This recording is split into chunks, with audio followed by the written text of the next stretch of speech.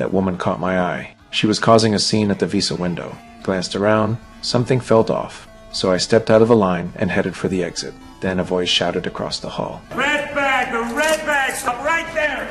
Put your hand up! I raised my hands like I was cooperating, but my body was already locked in combat mode.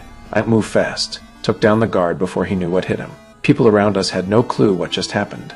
Disarmed him in a flash. I pushed back the guards who tried to rush me. 2 more guards backed off. I slipped into the office wing, ditched the weapon, and kept moving. Took out a security guy who came at me and grabbed his radio. Now I could listen in on their movements. Alarms started blaring. They were arming up. I ripped an emergency map off the wall, scanned every single exit. Guards were sweeping the building. I calmly climbed to the 5th floor, kicked open a metal door inside the emergency exit. There was a fire escape outside, but the ladder was gone. All that was left was a rusty railing. I stepped on it, trying to climb up to the roof. Then it gave way beneath my feet. Damn, my bag slipped and dropped below. I couldn't afford to lose it. Guards were already closing in. I climbed down the last bit of ladder, trying to reach the window below. They rushed in.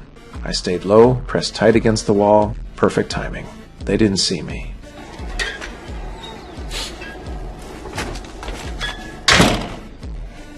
Once they passed, I started climbing down the wall, bare hands, brick by brick. I hit the ground, picked up my bag. We keep moving. I turned into a side alley and ran into the same woman from the embassy.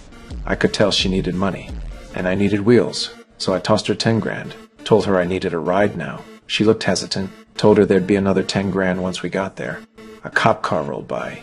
I turned my face away. She figured it out. And, yeah, she agreed. Money talks. We crashed at her brother's place that night, but I knew it wasn't safe. The killer was closing in.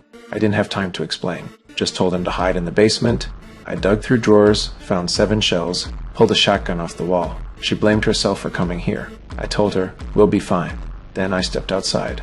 I aimed at a barrel and blew it up. The fire threw off the sniper's line of sight. I knew where he'd be hiding. Started moving through the trees while reloading. The smoke gave me cover. I made sure he saw me. He fired. Gave away his position. Now I was the hunter. He scrambled, switched to a handgun, changed location. Problem was, he had cover. I didn't. Then I saw birds take off from the grass. I fired 1 shot into the air. The flock flew, then suddenly changed direction.